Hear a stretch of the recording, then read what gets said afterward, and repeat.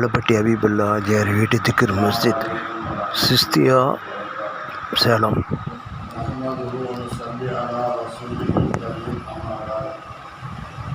قال الله تعالى في القرآن العظيم والفرقان المجيد أعوذ بالله من الشيطان الرجيم بسم الله الرحمن الرحيم الله نور السماوات والأرض صدق الله العظيم. அனைத்து போலும் அல்லாஹ் ஒருவனுக்கே உண்டாவதாக. சலாத்தும் சலாமும் இருலோகத்தின் தலைவர் சய்யிதுல் அன்பியா ஹஜ்ரத் ரசூலுல்லாஹி ஸல்லல்லாஹு அலைஹி வஸல்லம் அவர்கள் மீதும் அவர்களின் தூய்மையான குடும்பத்தினர்கள், சத்திய சஹாபாக்கள், தாபீன்கள், தபா தாபீன்கள், முஹத்திஸீன்கள், ஃபஸீரீன்கள், முஜ்தஹிதீன்கள், இமாம்கள், ஷேகுமார்கள், உலமாக்கள், முன்னோர்கள், நம்மவர்கள் பூரா உம்மத்தின் மீதும் என்றென்றும் நிறைவாக உள்ளவதாக. ஆமீன். கண்ணியத்திற்குரிய அல்லாஹ்வின் நல்லடியார்களே, தாய்மார்களே, சகோதரர்களே, அல்லாஹ் தனது திருமலை கூறுகின்றான், அல்லாஹு நூறு சமாவாத்தி வல் அருள். அல்லாஹ் வானங்களையும் இந்த பூமிகளையும் பிரகாசிக்க செய்யக்கூடிய ஒரு நூலாக இருக்கின்றான். அவனுக்கென்று ஒரு உதாரணம் சொல்ல வேண்டும் சொன்னால், ஒரு மாடத்தை போல, அந்த மாடத்திலே ஒரு விளக்கு இருக்கிறது. கண்ணாடி கூட்டுக்குள்ளே உண்டான ஒரு விளக்கு இருக்கிறது. அந்த விளக்கினுடைய வெளிச்சம் எல்லா பகுதிகளிலேயும் அது பரவி இருக்கிறது. இதே போன்றுதான் ஒரு மனிதனுடைய உள்ளம் அல்லாஹ்வை திக்ரு செய்து அவனுடைய உள்ளத்தை அவன் ஒரு நூறாக ஆக்கிடுவானேயானால், ஒரு ஒளியாக ஆக்கிடுவானேயானால், எப்படி மாடத்திற்குள் இருக்கிறதோ அதே போல உள்ளம் என்ற மாடத்திற்குள்ளே ஒரு விளக்காக அந்த கல்பு நமக்கு இருக்கிறது. அந்த கல்புக்குள்ளே ஒரு ஒளி அல்லாஹ் உண்டாக்கியிருக்கின்றான். அதை பார்த்துதான் நூர் என்பதாக சொல்லுகிறார்கள். மனிதனுடைய ஆரம்ப நிலை நஃப்ஸ், அதனுடைய கடைசி நிலை நூர். ஒரு மனிதன் அவன் தவறு செய்யும் பொழுது அவனிடத்தில் நஃப்ஸானது தான் இருக்கிறது. ஏன்னு சொன்னால், இன்னும் நஃப்ஸல் அம்மாரத்தின் பிஸ்ஸு, நிச்சயமாக நஃப்ஸ் இருக்கிறது தீயதை தூண்டக்கூடிய ஒன்றாக இருக்கிறது. இந்த நிலை மாறியதற்கு பின்னால் அவனுடைய நஃப்ஸ் இருக்கிறது, அது நஃப்ஸே லவ்வாமாக மாறிடுகிறது. சில சமயங்களில் நன்மையை ஏவும், சில சமயங்களில் தீமையை ஏவும். அந்த நிலைக்கு ஒரு மனிதனுடைய அமல்கள் மூலமாக மாற்றத்தை அல்லாஹ் கொடுக்கின்றான். அந்த நிலை மாறும் பொழுது அவனுடைய நஃப்ஸை ராதியாவாக மாறுகிறது. நஃப்ஸை மாறியா என்று சொன்னால், ராதியா என்று சொன்னால், அவன் புரிந்து கொள்ளக்கூடிய சைப்புத்தன்மை உள்ளவனாக அந்த நஃப்ஸ் அவனை மாற்றிவிடுகிறது. எதை கொடுத்தாலும், எந்த சூழ்நிலை இருந்தாலும் அவனை நல்லவனாக எடுத்து காட்டுவதற்கு உண்டான முயற்சிகளில் அது ஈடுபடுகிறது. அதற்கு அடுத்தபடியாக அவன் அமல் செய்ய நஃப்ஸை முத்மஇன்னாவாக மாறிவிடுகிறது. அந்த நஃப்ஸை முத்மஇன்னா என்பது எல்லா நேரத்திலேயும் கஷ்டம் வந்தாலும், சந்தோஷம் வந்தாலும், உயர்வு வந்தாலும், தாழ்வு வந்தாலும் அது நிம்மதியை ஏற்படுத்தி கொடுக்கிறது.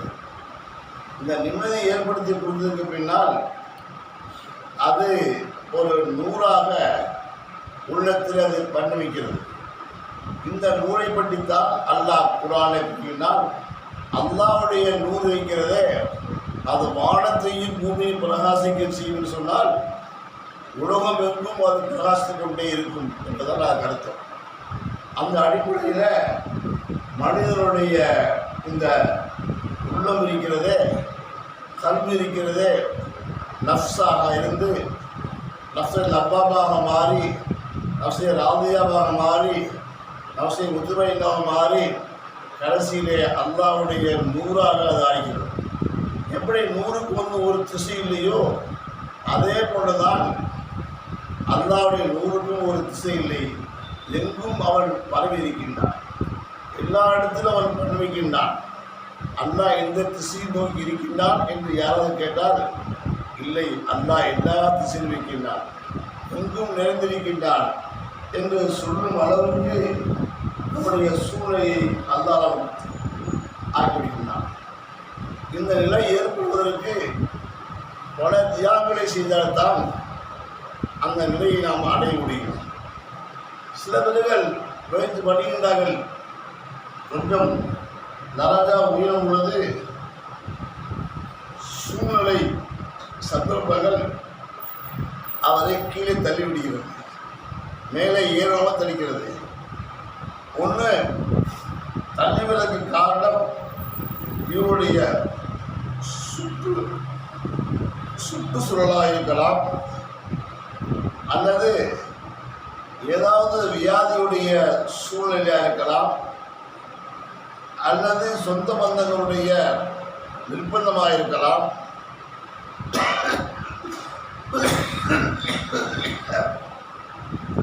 அல்லது வேறு ஏதாவது ஒரு காரணமாக இருந்து அவனை முன்னேற்றத்திற்கு வழி விடாமல் அவனை தடுக்கிறது. எப்பொழுது அல்லாஹ் நாட்டம் அவனுக்கு வருகிறதோ அந்த நேரத்தில் அவன் கடுமையான தியானத்துக்கு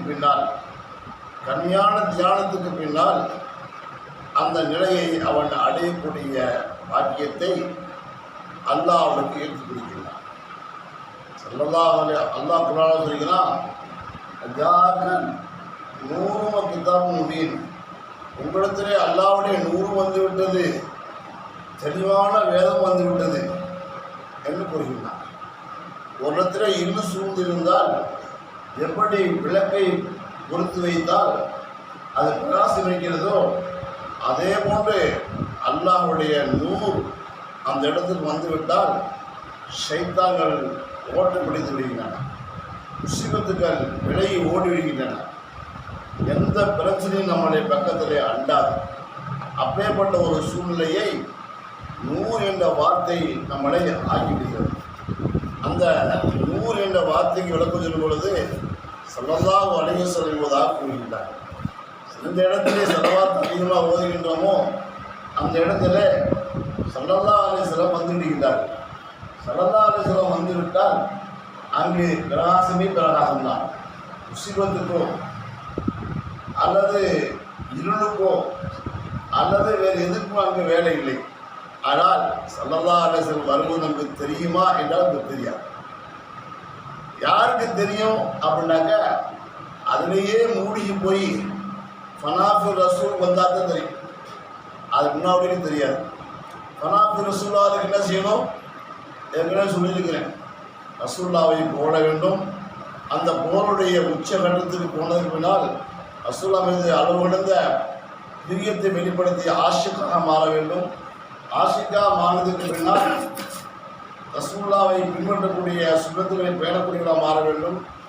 இந்த மூணு நிலை நமக்கு வந்துவிட்டால் நாலாவதாக தாஹிலு ரசூல், நபிக்கு உள்ளே நாம் நுழைந்துவிடலாம், ஃபனாஃபிர் ரசூலாக ஆகிவிடலாம். இந்த ஃபனாஃபிர் ரசூல் வந்துவிட்டால் அப்பொழுது ஸல்லல்லாஹு அலைஹி வஸல்லம் அவர்களுக்கு காட்சியளிக்கக்கூடிய ஒரு சூழ்நிலையை ஒன்று நேரடியாக பார்க்கக்கூடிய பாக்கியம் கிடைக்கலாம், அல்லது அவர் வந்திருக்கிற முதல் நறுமணம் அவருக்கு வீசி கொண்டிருக்கலாம். இந்த இரண்டில் ஏதாவது ஒன்று அவருக்கு கிடைத்து கொண்டிருக்கும். அப்பொழுது அவரே உணர்வார், இங்கே ரசூலா ஆஜராக இருக்கின்றார்கள் என்பதை உணர்ந்து கொள்ளலாம். அந்த அடிப்படையில் நம்முடைய திக்ருடைய அமைப்பு ஒவ்வொரு வீட்லையும் யார் அதிகமாக சப்தப்பட்டு திக்ர் செய்கிறார்களோ அல்லது தாய்மார்களாக இருந்தால் கொஞ்சம் லேசாக அவங்க காதில் கேட்குற அளவுக்கு திக்ர் செய்கிறார்களோ இது போதுமானது. அந்த வீட்டில் அல்லாஹ்வுடைய நூறு வருவதற்கு. அல்லாஹ்வுடைய நூறு ரசூலுல்லாஹி ஸல்லல்லாஹு அலைஹி வந்துவிட்டால் குர்ஆன் தானாக வந்துவிடும். குர்ஆனை ஓதக்கூடிய பாக்கியத்தை அல்லாஹ் கொடுக்கின்றான். குர்ஆனை ஓதக்கூடிய பாக்கியம் வந்துவிட்டால் அவன் அல்லாஹ்வுடைய ஒரு நடைமுறையில் அல்லாஹ்வுக்கு பிரியமானவனாக அவன் ஆகிவிடுகின்றான். சொல்லப்படுகிறது, ஸல்லல்லாஹு அலைஹி வஸல்லம் அவர்கள் ஒரு தடவை ஒரு சஹாபியை பார்த்து குர்ஆனை ஓதி காட்டுங்கள் என்று சொன்னார்கள். யா ரசூலல்லாஹ், குர்ஆனே உங்கள் மீது தான் இறக்கப்பட்டிருக்கிறது, நீங்கள் என்னை ஓதி சொல்றீங்களே கேட்கும் பொழுது எனக்கு என்னமோ உங்களிடத்திலிருந்து அந்த குர்ஆனை கேட்க வேண்டும் ஒரு ஆசையாக இருக்கிறது.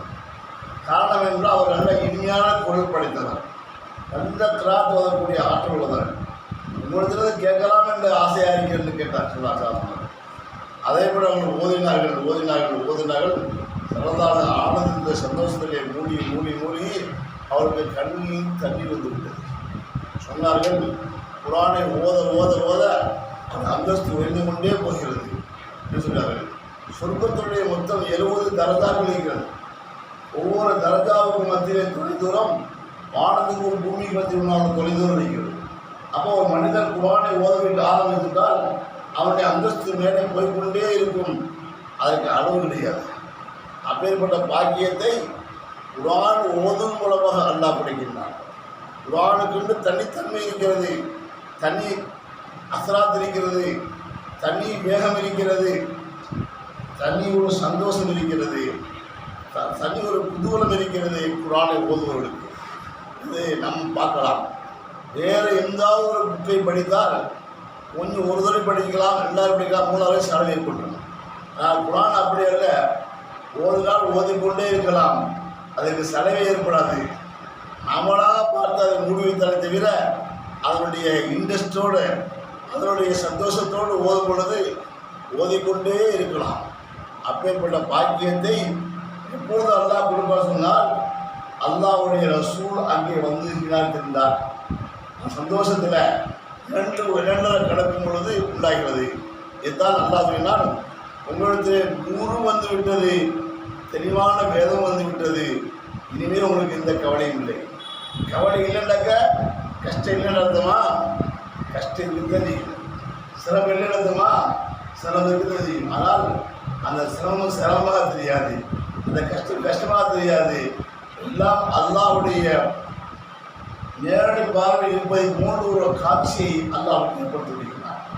அதனால் நம்ம எந்த வந்தாலும் சரி அதை பற்றி கவலைப்பட தேவையில்ல.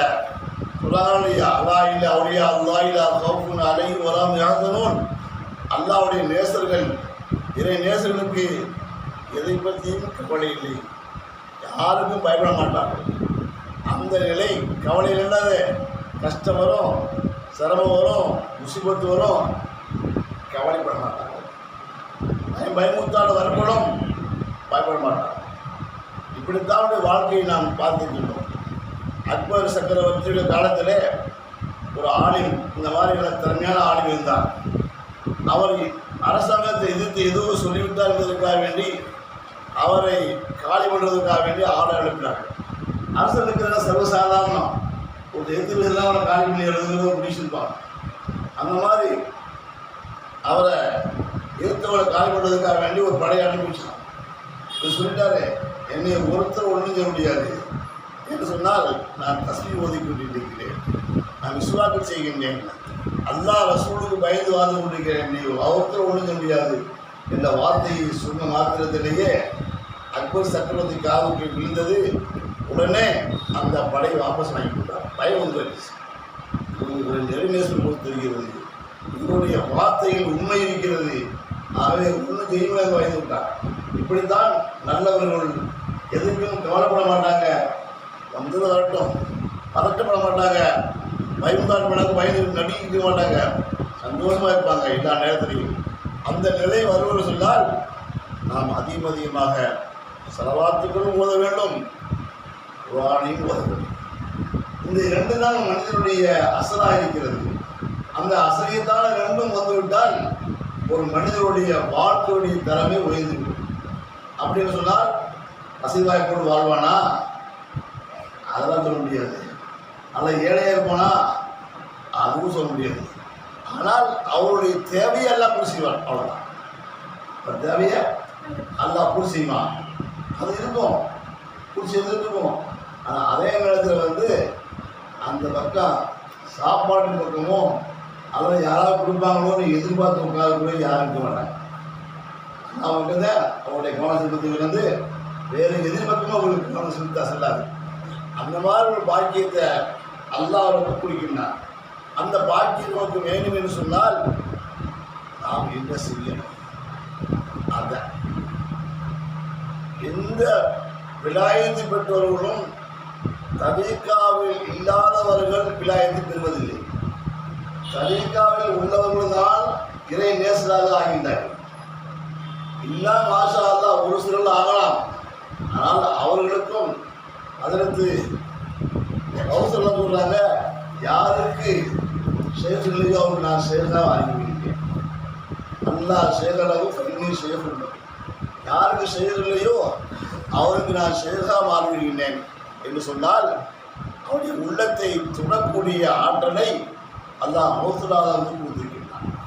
அவர்கள் அவரை அப்படியே பண்படுத்துகின்றார்கள். ஆனால் அவருக்கு தெரியாது, நமக்கு ஷேகோ மௌசுலாருக்கான தெரியாது. இருந்தாலும் கூட அவர் அமல் செய்வார். அமல் செய்ய சொல்வார், எனக்கு யாரும் தேவையில்லைங்க, அல்லாஹ் ரசூல் எனக்கு போதுமானது அப்படின்னு சொல்லுவார். அல்லாஹ் ரசூல் போதுமானது உறுதியாக இருந்தாலேயே ஷேக் தானாக வந்துருக்கார். அந்த நிலைக்கு அவர் தள்ளப்படுவார். அதனால் நம்ம நன்மையை செய்யணும், நன்மையை நாட வேண்டும், எல்லாமே நல்லதாகத்தான் நடக்கும் என்ற ஒரு நிலைக்கு தள்ளப்படும். என்ன நன்மையை செய்ய வேண்டும், நன்மையை நாட வேண்டும், நல்லதே நடக்கும் என்ற உறுதியான அசைக்க முடியாத நம்பிக்கைப்படுத்திருந்தாக்க யார் ஒன்றுமே செய்ய முடியாது. அதாவது இப்ராஹிம் அலைஹிஸ்ஸலாம் எனக்கு சிலையை வணங்காதீங்க, அது நமக்கு கண்டாது அப்படின்னு சொன்னாங்க. மக்கள் கேட்கல. ஏன்னா நாங்கள் எல்லாரும் திருவிழா போனாங்க, சின்ன சிலையெல்லாம் உடைச்சாங்க. பெரிய சிலைகளுடைய சிலையில் காலத்து கொண்டு போய் போராளி மாற்றி வச்சாங்க. மாற்ற வச்ச உடனே திரும்ப வந்தவங்க சிலைகள்லாம் உடைக்க பார்த்த உடனே இதை யார் செஞ்சது அப்படின்னு கேட்கும் பொழுது, நான் ஒருத்தர் இப்ராஹிம் ஒருத்தர் சொல்லிக்கிட்டு இருப்பார், சிலை உடைக்க போட சொல்லுவார், அவராகத்தே இருக்கும் அப்படின்னு சொன்னாங்க. உடனே இப்ராஹிம் அலைஹிஸ்ஸலாத்தை அழைக்கப்பட்டுச்சு, நீங்கள் அதை செஞ்ச அப்படின்னு கேட்டாங்க. அப்போ அவங்க நேரடியாக பதில் சொல்லாமல் சொன்னாங்க, இல்லை பெரிய சாமி தெரிஞ்சுக்கணும், ஏன்னா சின்னதை உடஞ்சி செஞ்ச பெரிய சாமி தான். உடனே கேட்டாங்க, அது பேசாத எப்படி அந்த உடைக்கும், இதைத்தான் நான் சொல்லிட்டீங்க, பேசாது, உனக்கு பிரயோஜனம் பிடிக்காது, இந்த இடைவெளிக்காது, அதையே வணங்குறீங்க நான் சொல்லிகிட்டே இருந்தேன், நீ கேட்கல. இப்போ தலை கீழே போட்டு பிறகுணும். இருந்தாலும் அந்த பிடிவாதக்காரங்க நெருப்பில் கொடுத்தது தீ போகணும்னு முடிச்சுட்டாங்க. எதுக்கு அசர் இல்லை, எதுக்கும் பயப்படல. வழக்கமாகலாம் எல்லாரும் குறையிறாங்க, யாரெல்லாம் உன்னுடைய அடியார், உன்னுடைய கலீல் இப்ராஹிம் அலைஹிஸ்ஸலாத்தை நெருப்பு கூட தீ போட போகிறாங்க, பார்த்து சும்மா இருக்கிறியே, அதை காப்பாற்று நான் சொன்னாங்க. எல்லாம் சொன்னேன், உங்களால் காப்பாற்றுங்க அப்படின்னு சொன்னாங்க. இவங்க வந்தாங்க, மிகாரிசை வந்தாங்க, எல்லோரும் வந்தாங்க, கேட்டாங்க, இப்ராஹிமே உங்களுக்கு எதிர்ப்பாக சதி நடந்துகிட்டு இருக்குது, நெருப்பு படத்துக்கு போகணும்னு சொல்லிட்டு இருக்காங்க, நீங்கள் சொல்லுங்க, இந்த மலைக்கு மரத்தில் அதை அப்படியே அமைக்கி அது நெருப்பு கூட தைக்கிறோம், நல்லா மண்ணை போட்டு அடைச்சிடறோம், நல்லா மலையை பொழிய வச்சு அதை உள்ளாக்கி போடுவோம். நாங்கள் இல்லையா, உங்களையும் என்னையும் படித்த ரொம்ப பார்த்துக்கிட்டு அவனுக்கு தெரியும். அதனால எப்போ வரும்னாக்க அந்த அல்லாஹ் மீது நம்பிக்கை வந்தாங்க. ஆமாம், அல்லாஹ் மீது அசிங்கமாக நம்பிக்கை வந்துச்சு, எதுக்கும் கவலைப்படல. அவனுடைய உள்ளத்துக்கு ஒரு மாற்றம் வரவே இல்லை. அவனுக்கு ஆமாம் அல்லாஹ்ட்ட காப்பாற்றுவாங்க. அதுக்கு மேலே அவனுடைய அல்லாஹ் சுழக்காமிக்கிறாரு. அதுக்கு நான் என்ன செய்கிறது, என் அடியானவன் அடியார் அப்படி திருப்பார். கடைசியில் நெருப்பு கொடுக்குற தீ கொடுக்கறதுக்காண்டி என்ன செய்யுது, ஒரு மைலுக்கு அப்பால் வரைக்கும் நெருப்புடைய வேகம் இருந்துச்சு. பக்கத்தில் போனால் புசிக்கணும். கொஞ்சம் வந்தான் நார் செய்தா வந்தான், பெரிய தஸ்பீஹ் வச்சுக்கிட்டு போட்டு வந்தாங்க. அதெல்லாம் அவர் வேணும், அவர் மிஷின் சொல்கிறேன், அந்த மிஷினை வச்சு சுற்றி விடுங்க, உங்களுக்கு ஒரு மைலுக்கு அப்புறம் போட்டு அதே போல் செய்யப்பட்டு அவர் கொண்டு புறப்படப்படுச்சு. ஆனால் போடும்போது உள்ளே போய் விடும்போது தான் அல்லா உதவுறான், யானாவது பூமி பரதம் சலாமா அலா இப்ராஹிம். நெருப்பே இப்ராஹிம் அலைஹிஸ்ஸலாம் மீது குளிர்ச்சியாகும், சலாமாத்தான் ஆகிவிடு என்பதாக அல்லாஹ் சொன்னால் ஆயிடுச்சு. இது அல்லாவுடைய ஏற்பாடு. எப்போ வரும்னாக்கா சோதனுடைய கடைசி நேரத்தில் வரும். ஒரு உதவி அல்லாத உதவி எல்லாம் கூட அந்த உதவிகள் போராடிட்டே இருப்போம்.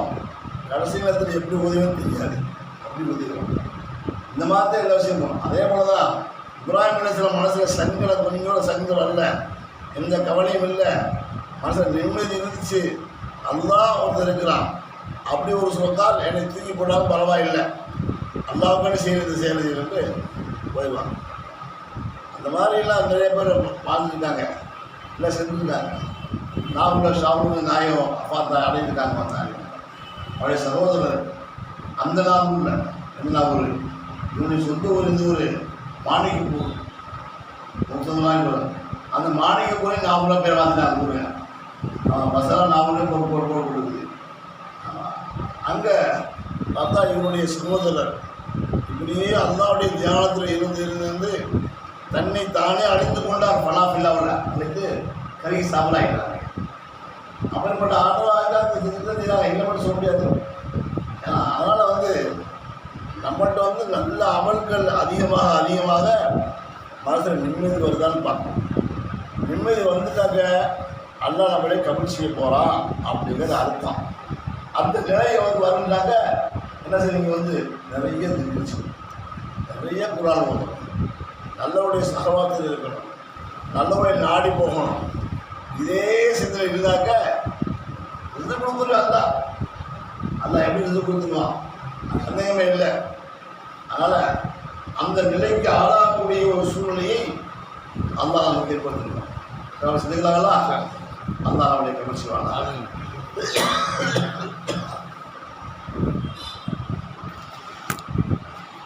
பள்ளப்பட்டி அஜரத்து வீட்டு திக்ர் மஸ்ஜித், சிஸ்தியா, சேலம்.